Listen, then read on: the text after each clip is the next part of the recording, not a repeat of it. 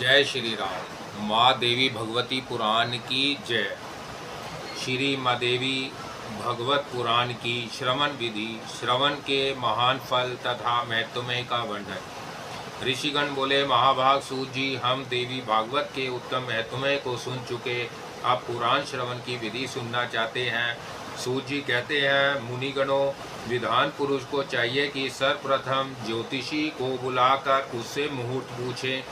ज्येष्ठ मास से लेकर 6 महीने पुराण श्रवण के लिए उत्तम है।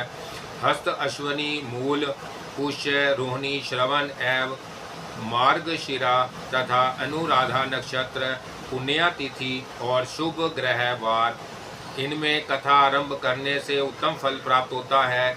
जिस नक्षत्र में बृहस्पति हो उससे चंद्रमास तक गिने। क्रमशः फल यूँ समझना चाहिए, 4 तक धर्म प्राप्ति, फिर 4 तक लक्ष्मी प्राप्ति, इसके बाद 1 नक्षत्र कथा में सिद्धि देने वाला, फिर 5 नक्षत्र सुख कर, बाद में 6 नक्षत्र पीड़ा देने वाले, इसके बाद 4 नक्षत्र राजभय उपस्थित करने वाले, तदंतर 3 नक्षत्र ज्ञान प्राप्ति में सहायक होते हैं। पुराण श्रवण के आरंभ में इन चक्र पर अवश्य विचार कर लेना चाहिए। यह भगवान शंकर का कथन है अथवा भगवती जगदम्बिका को प्रसन्न करने के लिए 4 नवरात्रों में इसका श्रवण करना चाहिए। इसके सिवा अन्य महीने में भी इसे सुना जा सकता है, परंतु तब भी तिथि, नक्षत्र और दिन के संबंध में विचार करना परम आवश्यक है। विवेकशील पुरुष का कर्तव्य होता है कि विवाह आदि के यज्ञों में जैसी सामग्री आवश्यक होती है, वैसी ही सामग्री इस नवाह यज्ञ में भी एकत्रित करने का प्रयत्न करे। दंभ और लोभ से रहित अनेकों सहायक विधान रहने चाहिए। भगवती जगदम्बिका में भक्ति रखने वाले 4 अन्य पुरुष कथावाचक के अतिरिक्त बैठकर पाठ करें। प्रत्येक दिशा में यो समाचार भेजना चाहिए, आप लोग यहाँ अवश्य पधारें। श्री माँ देवी भागवत की कथा आरंभ हो रही है। सूर्य, गणेश, शिव, शक्ति अथवा विष्णु, किन्हीं भी देवताओं में भक्ति रखने वालों क्यों ना हो, वह सभी इस कथा श्रवण के अधिकारी हैं, क्योंकि सभी देवता भगवती आधार शक्ति की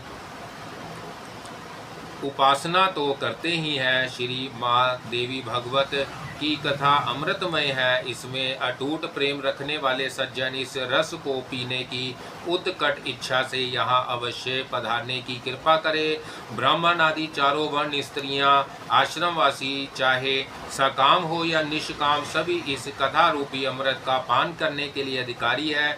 यदि 9 दिनों तक कथा सुनने का अवकाश ना मिले तो इस पुण्यमय यज्ञ में यथावसर कुछ समय के लिए तो अवश्य ही आना चाहिए।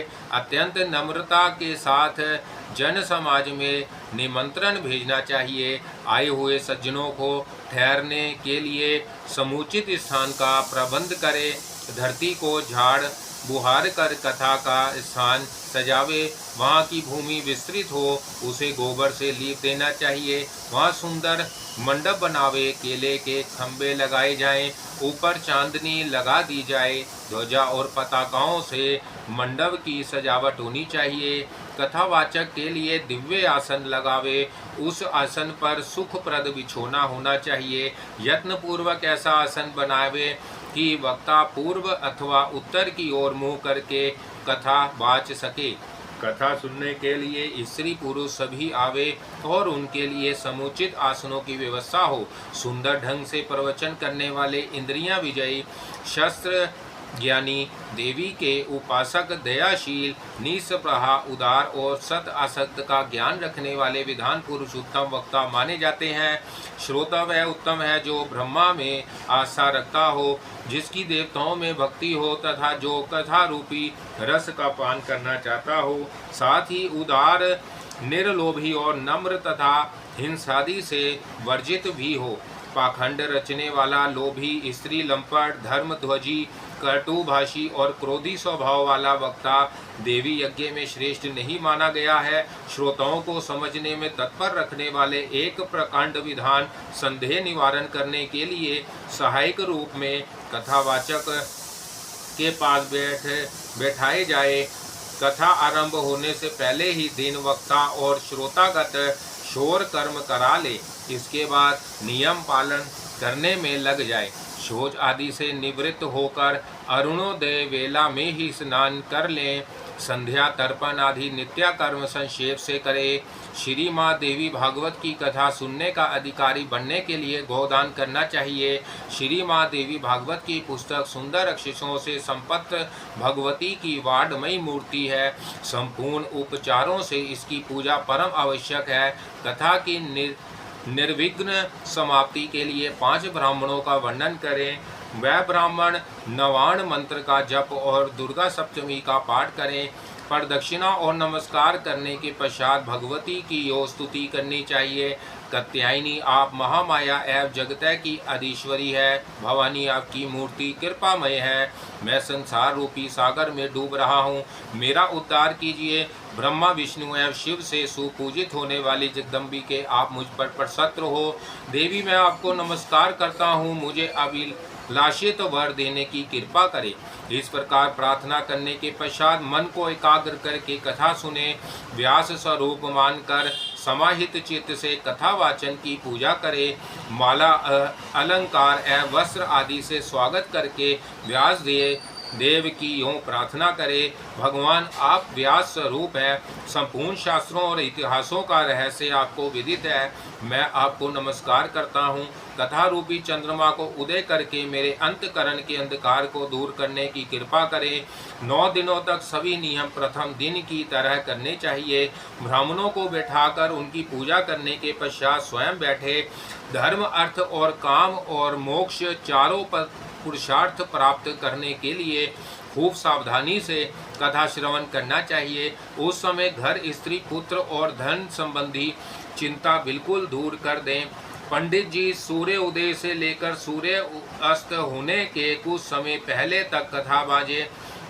दोपहर में केवल 2 घड़ी विश्राम करना चाहिए। लघु शंका और शौच पर नियंत्रण रखें, अर्थात बारंबार ना जाना पड़े। इसके लिए थोड़ा भोजन करना उत्तम है। वास्तव में तो कथार्थी एक समय केवल भविष्यार्थ खाए, यही ठीक है। अथवा वह फल, दूध एवं धृत के आधार पर रह सकते हैं। विचारशील पुरुष को चाहिए कि जिससे कथा में विघ्न ना पड़े, वैसे ही भोजन की व्यवस्था कर ले। द्विजवरों, अब कथा श्रवण में निष्ठा रखने वालों के नियम बताता हूँ, जो ब्रह्मा, विष्णु और शंकर में भेद दृष्टि रखते, भगवती जगदम्बिका में जिनकी भक्ति नहीं होती, तथा जो पाखंडी, हिंसक, कपटी, ब्राह्मण द्रोही और नास्तिक है, उन्हें श्री माँ देवी भागवत की कथा सुनने का अधिकार नहीं है। ब्राह्मण का धन अपहरण करने वाले, दूसरे की स्त्री पर दृष्टि डालने वाले तथा देवता के धन पर अधिकार जमाने वाले लोभी मनुष्य कथा श्रवण के अनधिकारी हैं। व्रती पुरुष ब्रह्मचार्य का पालन करे, जमीन पर सोवे, सत्य बोले, इंद्रियों पर काबू रखे और कथा समाप्त होने पर रात में संयम पूर्वक पत्रावली में भोजन करे। बैंगन, तेल, दाल, मधु एवं जला हुआ बासी तथा भाव दूषित अत्र त्याग दे। मांस, मसूर, ऋतुमती स्त्री का सेवा हुआ अत्र, मूली, हींग, प्याज, लहसुन, गाजर, कोहड़ा और नलिका नामक साग ना खाएं। काम, क्रोध, लोभ, मद, दंभ एवं अभिमान को पास ना आने दे। ब्राह्मण द्रोही, पतित, संस्कारहीन, चंडाल, यवन, ऋतुमती स्त्री और वेद विहीन मनुष्यों के साथ कथा के व्रत में संलग्न पुरुष बातचीत तक ना करे।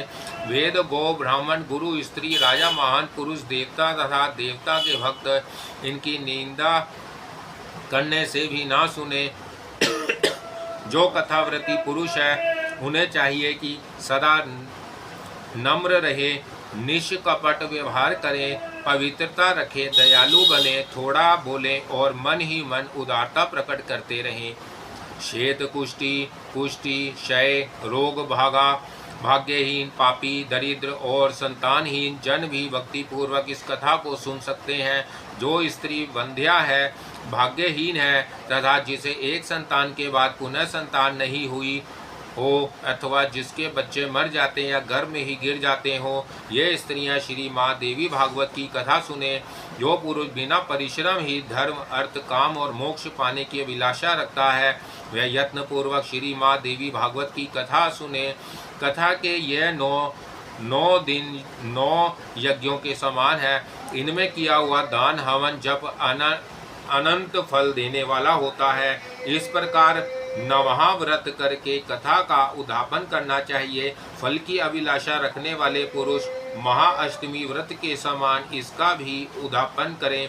निष्काम पुरुष कथा श्रवण मात्र से ही पवित्र होकर आवागमन से रहित हो जाते हैं, क्योंकि निज जनों को भोग और मोक्ष प्रदान कर देना भगवती जगदम्बिका का स्वभाव ही है।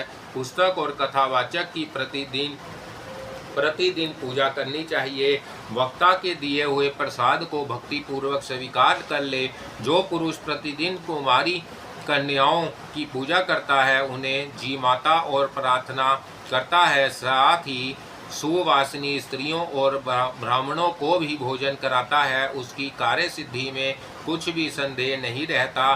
कथा समाप्ति के दिन संपूर्ण दोषों के शामनार्थ गायत्री सहस्त्र नाम अथवा विष्णु सहस्त्र नाम का पाठ करना चाहिए, जिनके स्मरण और नामोच्चारण से तप, यज्ञ एवं क्रियाओं में न्यूनता नहीं रह जाती।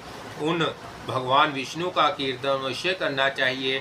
समाप्ति के दिन दुर्गा सप्तमी मंत्रों से या देवी भागवत के मूल पाठ से अथवा नवान हवन मंत्र से हवन करने का विधान है, अथवा गायत्री मंत्र का उच्चारण करके धृत सहित खीर का हवन करना चाहिए, क्योंकि इस श्री माँ देवी भागवत को गायत्री का स्वरूप ही कहा गया है।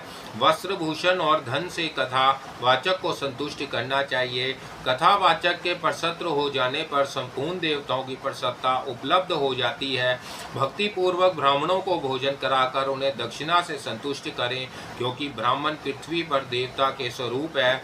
उनके प्रसन्न होने पर अपनी अभिलाषा पूर्ण हो जाती है। देवी में भक्ति रखने वाला पुरुष सुहागिनी स्त्रियों को और कुमारी कन्याओं को भोजन करावे और उन्हें दक्षिणा देकर अपने कार्य की सिद्धि होने के लिए उनसे प्रार्थना करे। सुवर्ण दूध देने वाली गाय, हाथी, घोड़े तथा पृथ्वी आदि का भी दान देना चाहिए। इस दान का आश्चर्य फल होता है। यह श्री माँ देवी भागवत सुंदर अक्षरों में लिख जाए। इसे रेशमी वस्त्र के विष्ठान में लपेटकर सुवर्ण के सिंहासन पर रखे और अष्टमी अथवा नवमी के दिन कथा वाचक की पूजा करके उन्हें दे दें। ऐसा करने से वह पुरुष इस लोक में भोगों को भोगकर अंत में दुर्लभ मुक्ति पा जाता है। पुराण की जानकारी रखने वाला दरिद्र, दुर्लभ, बालक, तरुण अथवा बूढ़ा पुरुष भी नमस्कार कराने का अधिकारी, पूज्य एवं सर्वदा आदरणीय माना जाता है। गुण एवं जन्म देने वाले जगत में अनेकों गुरु हैं, किंतु उन सब की अपेक्षा पुराण का ज्ञाता गुरु ही सर्वश्रेष्ठ समझा जाता है। पुराण की जानकारी रखने वाला ब्राह्मण यदि व्यास गद्दी पर बैठकर कथा बाँच रहा हो तो प्रसंग समाप्त होने के पूर्व किसी को प्रणाम ना करे। पुराण की कथा परम पवित्र है। जो इसे उपेक्षा बुद्धि से सुनते हैं उन्हें फल तो मिलता ही नहीं, उल्टे दुख और दरिद्र भोगने पड़ते हैं। पुराण के जानने वाले पुरुष को आसन, पात्र, द्रव्य, फल, वस्त्र और कंबल देने वाले बड़ भागी जन भागवत द्वार धाम के अधिकारी होते हैं। जो पुस्तक को रेशमी वस्त्र और सूत्र से वेष्टित करके दान करते हैं, उन पुरुषों को अनेक सुख भोगने का अवसर मिलता है। यदि कोई पुरुष जिस किसी प्रकार से भी देवी भागवत की 9 आवर्तियाँ सुन चुका हो, उसके फल का कहाँ तक वर्णन किया जाए। वह तो जीवन मुक्त ही हो जाता है। राजा से शत्रुता हो जाए, हैजा आदि महामारी का प्रकोप हो, अकाल पड़ जाए अथवा राष्ट्रीय विलप हो, तो इन सब से भय की शांति के लिए यह देवी भागवत सुनना चाहिए। द्विजगणों, भूत प्रेत संबंधी बाधा शांत करने, शत्रु से राज्य पाने तथा पुत्रोत्सव होने के लिए इस देवी देवी भागवत का श्रवण परम आवश्यक है। श्री माँ देवी भागवत के आधे श्लोक अथवा आधे पद का भी श्रवण पठन करने वाला पुरुष परम पद का अधिकारी हो जाता है। स्वयं भगवती जगदम्बिका के श्री मुख से आधा श्लोक ही निकला, तत्पश्चात शिष्य परंपरा से उसी का इतना विस्तृत देवी भागवत तैयार हो गया। गायत्री से बढ़कर ना कोई धर्म है, ना तपस्या है, ना देवता है और ना भजने योग्य ही है। गायत्री शरीर की रक्षा करती है, अतः इसे गायत्री कहते हैं। वही गायत्री इस देवी भागवत में अपने रहस्यों सहित विद्यमान है। यह देवी भागवत पुराण जगदम्बिका को प्रसन्न करने का अचूक साधन है। श्री माँ देवी भागवत परम पावन पुराण है। ब्राह्मणों का यह एकमात्र धन है। नारायण स्वरूप धर्मनंदन युधिष्ठिर ने इसमें धर्म की पर्याप्त व्याख्या की है। गायत्री का रहस्य निवास भूत भगवती के मणिद्वीप का वर्णन एवं स्वयं भगवती द्वारा हिमालय से कही गई गीता का वर्णन भी इसमें है, जिनके संपूर्ण प्रभाव को महान देवता गण भी नहीं जान पाते। उन भगवती जगदम्बिका के चरणों में निरंतर प्रणाम है, जिनके चरण कमलों की धुनी के प्रभाव से ब्रह्मा जी इस जगत की सृष्टि करते, विष्णु पालन करते और रुद्र संहार करने में सफल होते हैं। उन भगवती जगदम्बिका के चरणों में निरंतर प्रणाम है। मणिद्वीप पर भगवती जगदम्बिका का भव्य भवन विराजमान है। यह भवन चिंतामणि आदि रत्नों से बना है। अमृत से भरे कूप और दिव्य वृक्ष उसकी शोभा बढ़ाते हैं। भगवान शंकर के हृदय में स्थान पाने वाली प्रसत्र वंदना भगवती जगदम्बिका का वहाँ विराजती है। बड़भागी पुरुष उनका ध्यान करके भोग भोगने के पश्चात निश्चय ही परम पद भी पा जाते हैं। ब्रह्मा विष्णु शंकर एवं इंद्र आदि देवता जिनकी उपासना करते हैं, वह मणिद्वीप की अधिष्ठात्री देवी भगवती जगदम्बिका का जगत का कल्याण संपादन करें। श्री जगदम्बिकाए नमः। श्री माँ देवी भागवत पहला स्कंद। सूत जी और शौनक जी का संवाद। शौनक जी की प्रार्थना पर सूत जी के द्वारा पुराणों के नाम तथा उनकी श्लोक संख्या का कथन एवं उप पुराणों तथा 28 व्यासों के नाम, भागवत की महिमा। जो सर्वचेतन स्वरूप आदि अंत से रहित एवं ब्रह्माविदा स्वरूपनी भगवती जगदम्बिका है, उनका हम ध्यान करते हैं। वह हमारी बुद्धि को तीक्ष्ण बनाने की कृपा करे। शौनक जी ने कहा, महाभाग सूत जी, आप महाभाग एवं पुरुष श्रेष्ठ हैं, क्योंकि आपने परम पावन पुराण संहिताओं का भली भांति अध्ययन कर लिया है। अनध मुनिवर व्यास जी ने 18 पुराणों का प्रणयन किया और आप अध्ययन करते रहे। वह सभी पुराण बड़े ही अद्भुत हैं। मानद सत्यवती नंदन व्यास जी के मुखारविंद से 5 लक्षणों एवं रहस्यों सहित उन संपूर्ण पुराणों को आप अच्छी प्रकार जान गए हैं। अब हमारा पुण्य फल दानोन्मुख हो गया, जिससे आप इस पावन क्षेत्र में पधारे। मुनियों को विश्राम देने वाला यह क्षेत्र बड़ा ही उत्तम है, कली के दोष से रहित है। सूत जी, यह मुनि मंडली पुण्यदायी पुराण संबंधी कथा सुनने के लिए उत्सुक है। आप सावधान होकर हमें सुनने की कृपा करें। महाभाग, आप संपूर्ण शास्त्रों के वेता एवं त्रिविध तापों से रहित हैं। आपकी आयु कभी क्षीण ना हो। भगवान, अब आप वेद से संबंध रखने वाले पुराण कहने की कृपा कीजिए। सूत जी, जिन्हें कान है और जो सुनने के स्वाद से भी परिचित है, वह मनुष्य यदि पुराण नहीं सुनते तो वह हतभाग्य है। जिस प्रकार षड रस के स्वभाव से जीव तृप्त हो जाती है, वैसे ही विधान पुरुष के वचनों से कर्णेंद्रियों को महान आनंद होता है। यह सभी जानते हैं। सर्पों के कान नहीं होते, तब भी मधुर स्वरों को सुनकर वह अपनी सुधी बुद्धि खो बैठते हैं। फिर कान वाले मनुष्य यदि सावधानी नहीं सुनते तो उन्हें बहरा ही क्यों ना कहा जाए। अतः सौम्य यह सभी विप्रगण कथा सुनने की अभिलाषा से सावधान होकर नैमिषारण्य क्षेत्र में बैठे हैं। कली के भय से इन्हें महान दुख हो रहा है। जिस किसी प्रकार से समय तो बीत ही जाता है, अज्ञानी जनों का समय विषय चिंतन में और विधानों का समय शास्त्र व लोकन में बीत जाता है। यह अनुभव सिद्ध बात है। अपने सिद्धांत को परिपुष्ट करने वाले अनेकों अद्भुत शास्त्र हैं।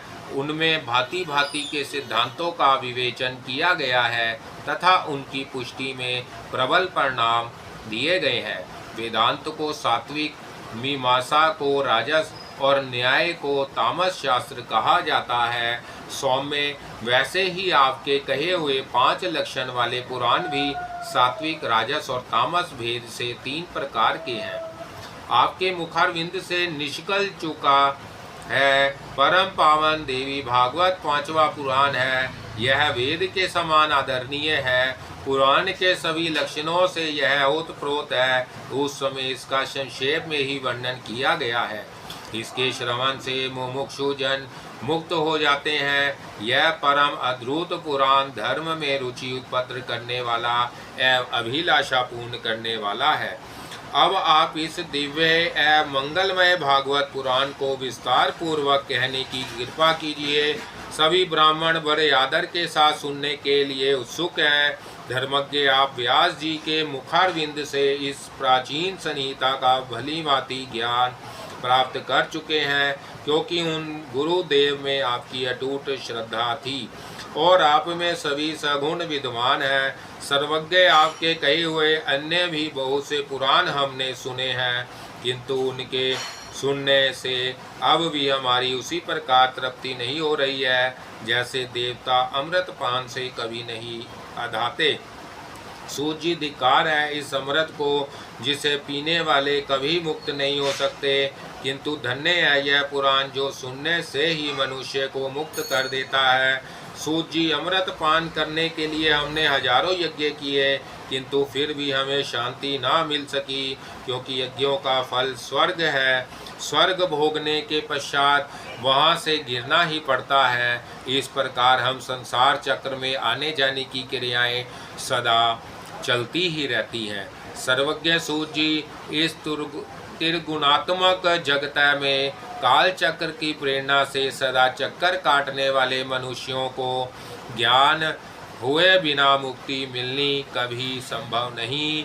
अतः आप परम पावन देवी भागवत को कहने की कृपा कीजिए। यह पुराण संपूर्ण रसों से परिपूर्ण, अत्यंत पवित्र, गोपनीय तथा मुक्तिकामी जनों को सदा अभिलाषित मुक्ति प्रदान करने वाला है। सूत जी कहते हैं, श्री माँ देवी भागवत अत्यंत पवित्र वेद प्रसिद्ध पुराण है। इसके संबंध में आप महानुभावों के प्रश्न करने से मैं धन्य, बड़भागी और परम पावन बन गया। अब मैं इसे कहता हूँ, यह पुराण संपूर्ण श्रुतियों के अर्थ से अनुमोदित, अखिल शास्त्रों का रहस्य एवं आगमों में अपना अनुपम स्थान रखने वाला है, जो योगियों को मुक्ति प्रदान करने वाले एवं ब्रह्मा आदि देवताओं द्वारा सुसेवित है, तथा प्रधान मुनिगण उत्तम स्तोत्रों के द्वारा जिनका सदा चिंतन किया करते हैं। भगवती जगदम्बिका के उन सुकोमल चरण कमलों को प्रणाम करके आज मैं विस्तार पूर्वक यह पुराण कहने के लिए प्रस्तुत हो रहा हूँ। द्विजवरों, यह रसों का भंडार है। इसमें यहाँ देखिए, भागवती की भक्ति निहित है। अतः भगवती के नाम से ही अर्थात श्री माँ देवी भागवत नाम से यह पुराण प्रसिद्ध है।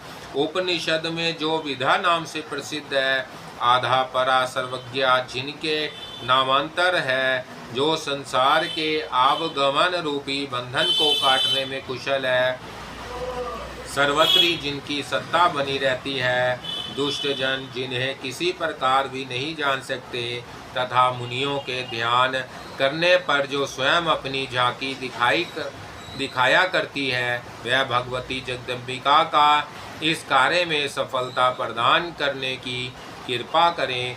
जो अपनी त्रिगुणात्मक शक्ति के द्वारा इस सत्य असत्य स्वरूप संपूर्ण जगत की रचना करके उसकी रक्षा में तत्पर हो जाती है तथा प्रलय काल में सबका संहार करके स्वयं अकेले ही रमण करना जिनका स्वाभाविक गुण है, उन चराचर जगत की सृष्टि करने वाली भगवती जगदम्बिका का मैं मन से ध्यान करता हूँ। पौराणिकों एवं वैदिकों का कथन है तथा यह भली भांति विदित भी है कि ब्रह्मा जी इस अखिल जगत के स्पष्टा है। साथ ही वह यह भी कहते हैं कि ब्रह्मा जी का जन्म भगवान विष्णु के नाभि कमल से हुआ है। फिर ऐसे स्थिति में ब्रह्मा जी स्वतंत्र स्पष्टा कैसे ठहरे? भगवान विष्णु को भी स्वतंत्र स्पष्टा नहीं कह सकते। वह शेषनाग की शैया पर सोए हुए थे। नाभि से कमल निकला और उस पर ब्रह्मा जी प्रकट हुए, किंतु वह श्री हरि भी तो किसी आधार पर अविलंबित थे।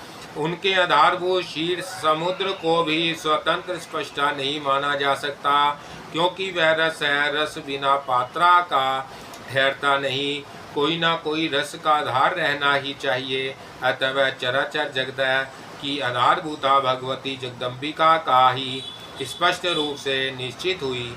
मैं उनकी शरण ग्रहण करता हूँ। कमल स्थित ब्रह्मा जी को दर्शन मिले। भगवान विष्णु योग निद्रा के अधीन होकर शयन कर रहे थे। तब उन प्रभु को जगाने के लिए पितामह ने जिनकी स्तुति की थी, उन भगवती जगदम्बिका की मैं शरण लेता हूँ। वह भगवती सगुण निर्गुण मुक्ति प्रदान करने वाली और माया स्वरूपनी है। अब मैं उनका ध्यान करके संपूर्ण पुराणों का कथन करता हूँ। मुनिगण सुनने की कृपा करें। श्री माँ देवी भागवत सबसे उत्तम है, पावन पुराण माना जाता है। इसमें 18,000 श्लोक है। संस्कृत भाषा में इसकी रचना हुई है। वेद व्यास जी ने सुंदर 12 स्कंदों से इसे सजाया है। पूरे पुराण में 318 अध्याय है। प्रथम स्कंद में 20, द्वितीय में 12, तृतीय में 20, चतुर्थ में 25, पंचम में 33, छठ में 21, सप्तम में 40, अष्टम में 24, नवम में 50, दशम में 13, एकादश में 24 और द्वादश स्कंद में 14 अध्याय है। महात्मा पुरुषों का कथन है कि इस पुराण में इस प्रकार तो अध्याय है और 18,000 श्लोक है।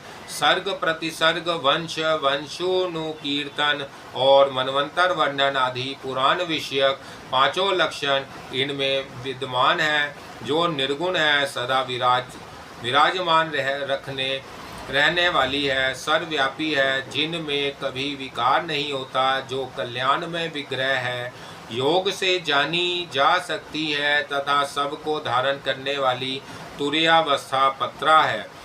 उन्हीं भगवती की सात्विकी, राजसी और तामसिक शक्तियाँ स्त्री की आकृति में महालक्ष्मी, महासरस्वती और महाकाली के रूप में से प्रकट होती है। संसार की व्यवस्था दूर करने के लिए इनका अवतार होता है।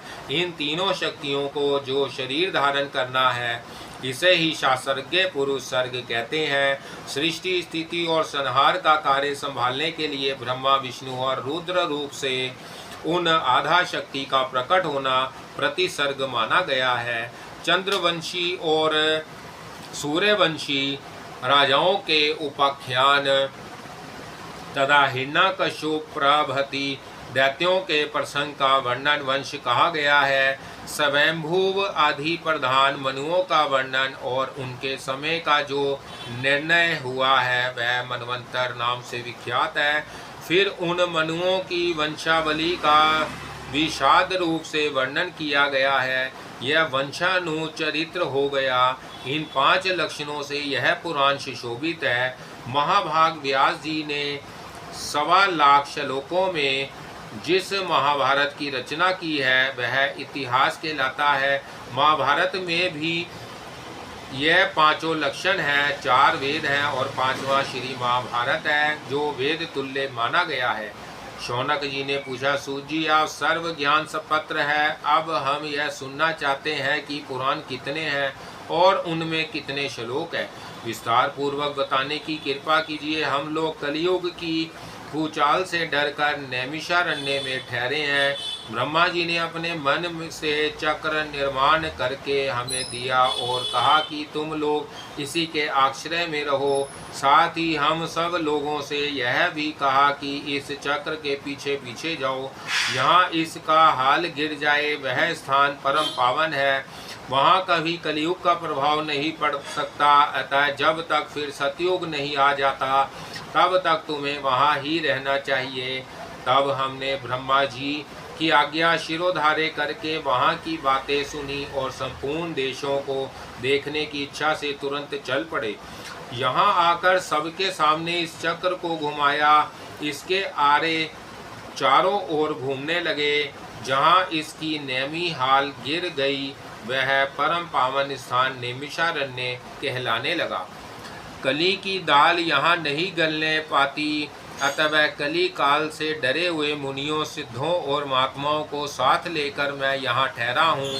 सतयुग न आने तक किसी परम कालक्षेप हो रहा है। सूत जी, इस समय भाग्यवश आपका दर्शन हो गया। अब आप वेद से संबंध रखने वाले पावन पुराणों की कथा कहने की कृपा कीजिए। सूत जी, आपकी बुद्धि बड़ी विलक्षण है। सभी लोग आपके मुखारविंद से कथा सुनने के लिए उत्सुक हैं।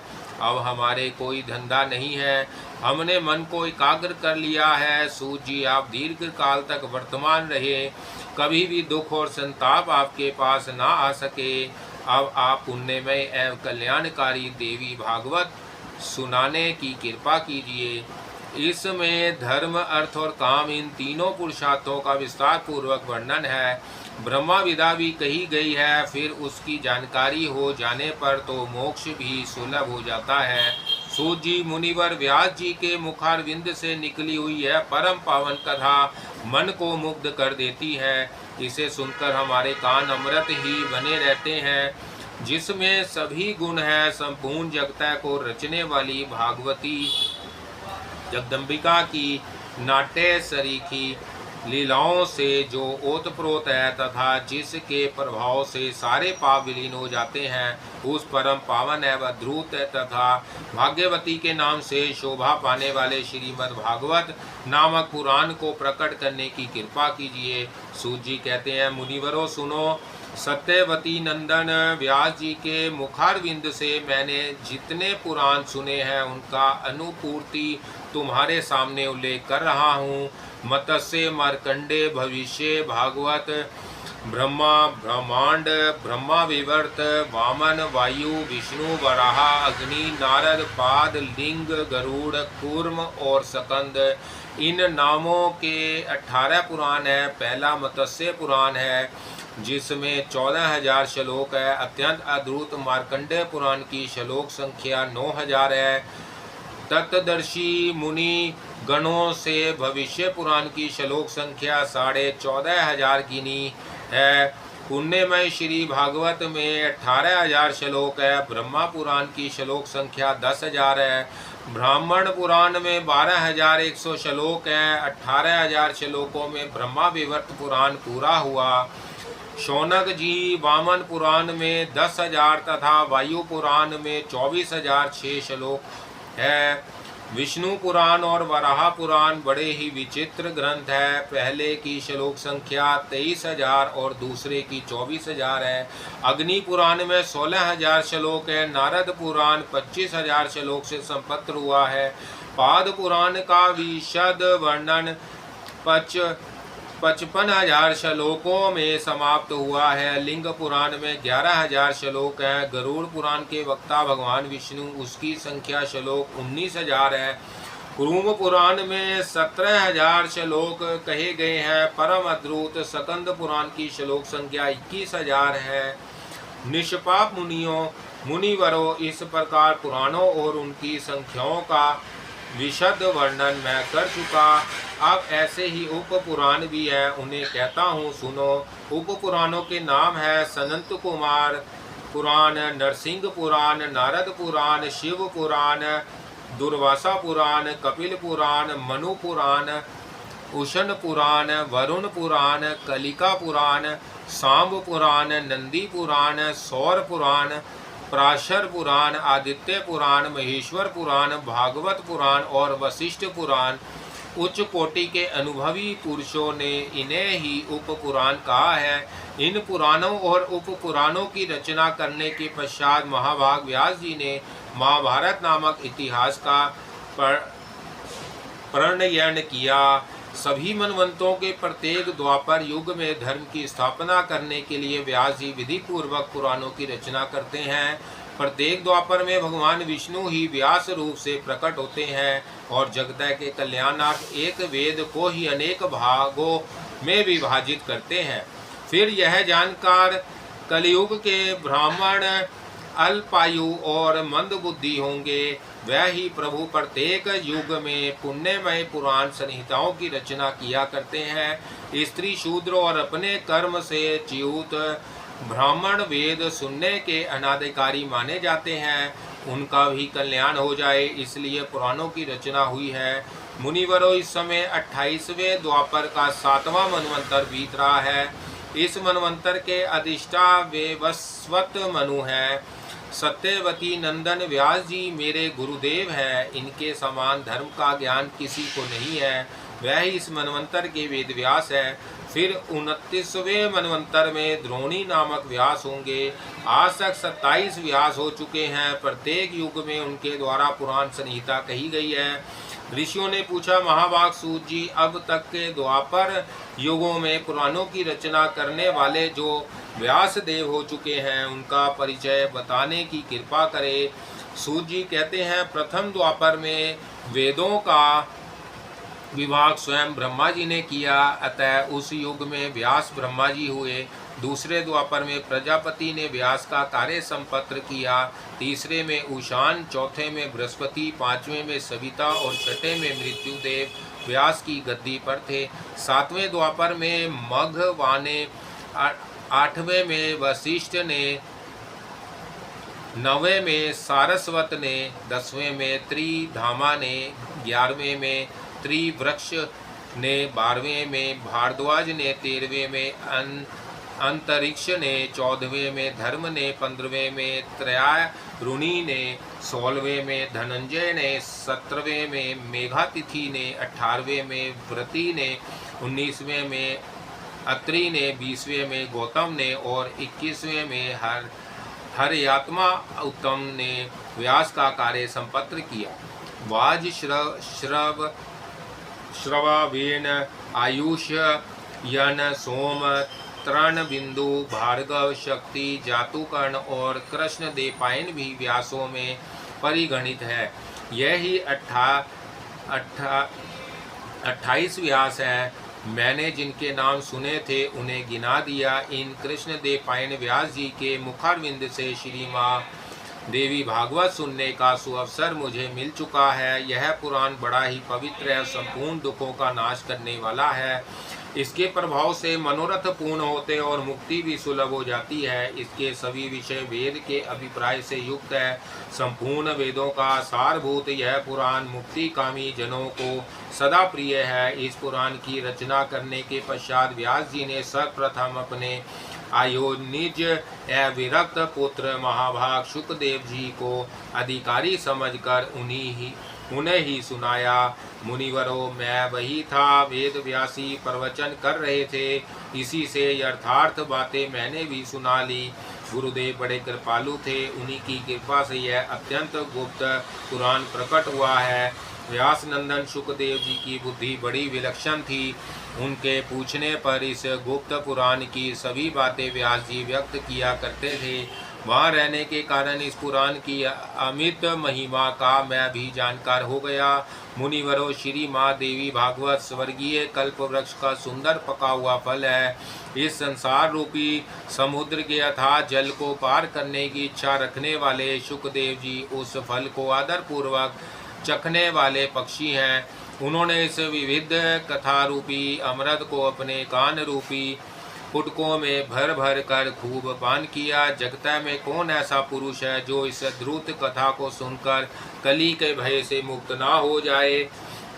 जो पापी वैदिक धर्मों में विमुख एवं अपने चरित्र से भ्रष्ट है, उसे भी यदि जिस किसी प्रकार से भी श्री माँ देवी भागवत सुनने का अवसर मिल जाए तो संसार के विविध भोगों को भोगकर अंत में भगवती के उस नित्य परम धाम को वह चला जाता है जहाँ योगी लोग जाया करते हैं, जो निर्गुण स्वरूप है, जो संत जनों की प्रेम पात्री एवं ध्यान में दर्शन करने वाली है। वह विधामयी भगवती जगदम्बिका का उस बड़भागी पुरुष के हृदय रूपी गुफा में निवास कर लेती है, जो निरंतर इस देवी भागवत की कथा सुनने में तत्पर रहता है। संसार रूपी अगाध समुद्र को पार करने के लिए यह सर्वांग पूर्ण मानव देह सुंदर जहाज है, जिसे ऐसा शरीर मिल गया और कथावाचक की भी कमी ना रही, तब भी जो मूर्ख इस कल्याणमय देवी भागवत को नहीं सुन पाता, निश्चय ही वह अत्यंत भाग्यहीन है। जिसे विचारशील मानव तन मिल गया,